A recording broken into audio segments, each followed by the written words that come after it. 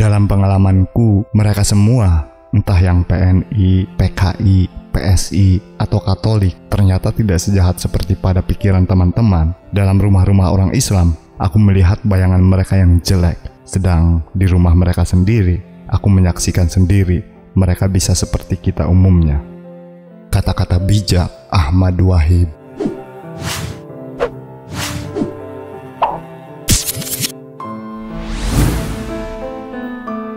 Terus terang, aku kepingin sekali bertemu sendiri dengan Nabi Muhammad dan ingin mengajaknya untuk hidup di abad 20 ini dan memberikan jawaban-jawabannya. Aku sudah kurang percaya pada orang-orang yang disebut pewaris-pewarisnya. Aku bukan Hatta, bukan Soekarno, bukan Syahrir, bukan Natsir, bukan Marx, dan bukan pula yang lain-lain. Bahkan, aku bukan Wahib.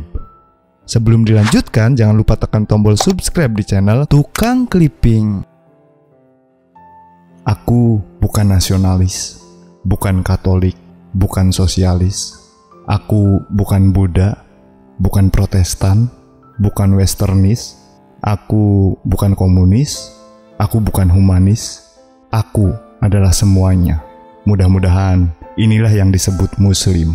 Aku ingin orang menilai dan memandangku sebagai suatu kemutlakan tanpa menghubung-hubungkan dari kelompok mana saya, termasuk serta dari aliran apa saya berangkat, memahami manusia sebagai manusia.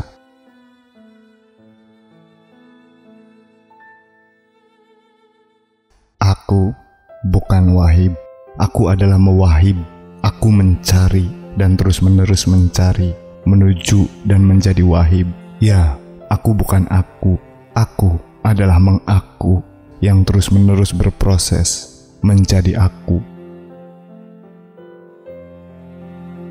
Aku belum tahu apakah Islam itu sebenarnya. Aku baru tahu Islam menurut Hamka, Islam menurut Nasir, Islam menurut Abduh, Islam menurut ulama-ulama kuno, Islam menurut Johan, Islam menurut Subki, Islam menurut yang lain-lain. Dan terus terang, aku tidak puas. Yang kurasa, yang kucari belum ketemu, belum terdapat, yaitu Islam menurut Allah, pembuatnya. Bagaimana? Langsung studi dari Quran dan Sunnah akan kucoba. Tapi orang-orang lain pun akan beranggapan bahwa yang kudapat itu adalah Islam menurut aku sendiri. Tapi biar, yang penting adalah keyakinan dalam akal sehatku bahwa yang kupahami itu adalah Islam menurut Allah.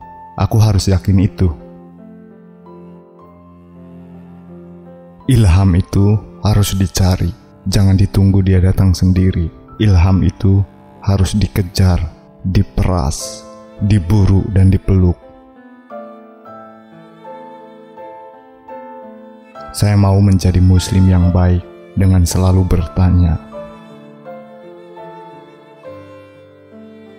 Saya sungguh tidak mendewa-dewakan kekuatan berpikir manusia, sehingga seolah-olah absolut.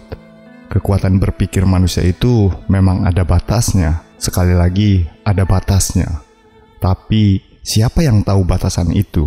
Otak atau pikiran sendiri tidak bisa menentukan sebelumnya. Batas kekuatan itu akan diketahui manakala otak kita sudah sampai di sana, dan percobaan-percobaan untuk menembusnya selalu gagal. Menyerang gadis pakai kerudung tidak terus berarti modern, membela ateisme tidak terus berarti modern, dan sebaliknya. Islam yang kita tahu adalah Islam menurut tokoh, interpretasi ulama, belum Islam menurut Allah. Islam yang kita anut merupakan Islam versi kita.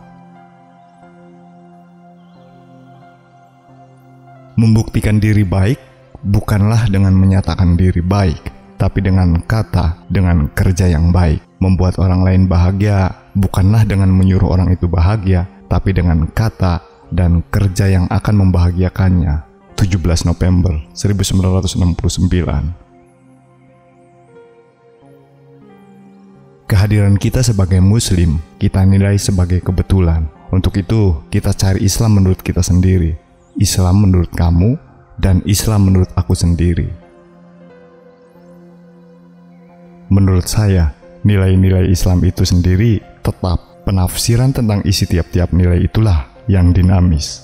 Kalau ada perubahan tentang apa saja nilai-nilai Islam itu, masalahnya bukanlah karena nilai-nilai itu sendiri yang berubah, tetapi pengetahuan manusialah yang berubah dalam mencari nilai-nilai itu. Memang aku dahaga akan segala pengaruh. Karena itu, kubuka bajuku, kusajikan tubuhku yang telanjang, agar setiap bagian dari tubuhku berkesempatan memandang alam luas dan memperoleh bombardemen dari segala penjuru. Permainan yang tak akan pernah selesai ini sangat mengasihkan. Belajar dan merenung dalam kamar saja tidak cukup. Pikiran-pikiran perlu dipersegar dengan kenyataan-kenyataan yang hidup dalam masyarakat. Celah-celah kehidupan masyarakat selalu memperkaya rohani.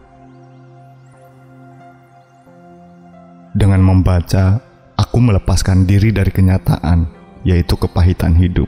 Tanpa membaca, aku tenggelam sedih. Tapi sebentar lagi akan datang saatnya di mana aku tidak bisa lari lagi dari kenyataan. Kenyataan yang pahit tidak bisa dihindari terus-menerus. Berhubung dualitas diri, yaitu jasmani dan rohani. Sebentar lagi, kenyataan akan menangkapku, dan aku belum tahu bagaimana saat itu harus kuhadapi. Saat itu adalah saat yang paling pahit.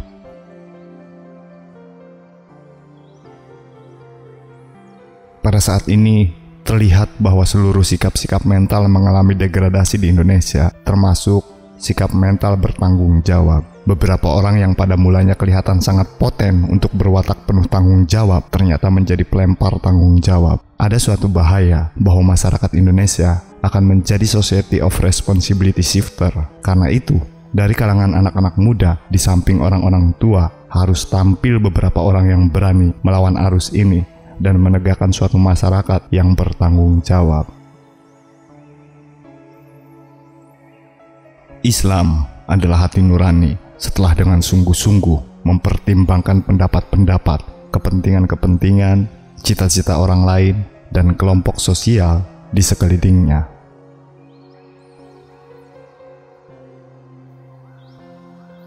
Aku tidak mengerti keadaan di Indonesia ini. Ada orang yang sudah 10 tahun jadi tukang beca, tidak meningkat-ningkat. Seorang tukang cukur bercerita bahwa dia sudah 20 tahun bekerja sebagai tukang cukur. Penghasilannya hampir tetap saja. Bagaimana ini?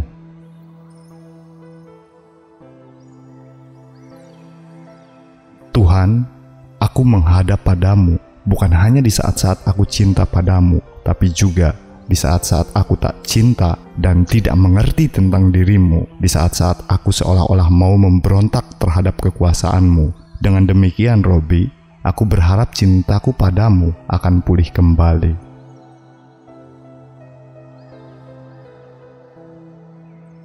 Tuhan, bisakah aku menerima hukum-Mu tanpa meragukannya lebih dahulu? Karena itu Tuhan, maklumilah lebih dulu bila aku masih ragu akan kebenaran hukum-hukum-Mu. Jika Engkau tak suka hal itu, berilah aku pengertian-pengertian sehingga keraguan itu hilang.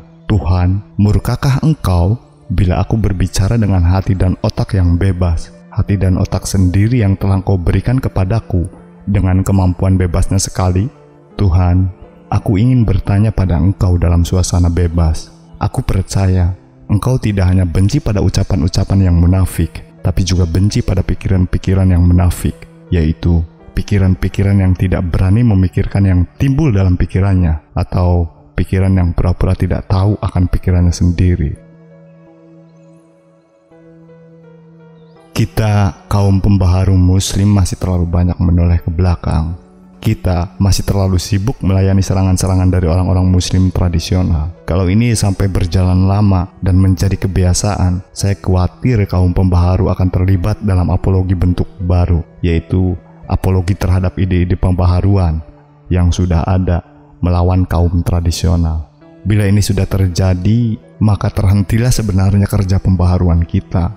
Umur pembaharuan di kalangan Muslim masih terlalu muda. Karena itu, saya sangat khawatir bila dia menyibukkan diri untuk 1.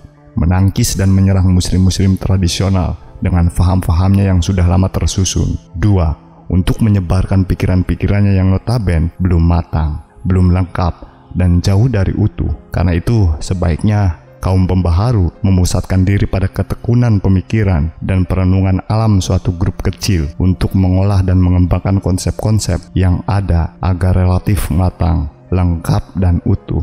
Kalau ini tidak dilakukan, saya khawatir kita akan menjadi budak yang mau maju terus dan malu untuk sewaktu-waktu mundur bila kadang-kadang salah. Aku tak tahu apakah Tuhan sampai hati memasukkan 2 orang bapakku itu ke dalam api neraka. Semoga tidak.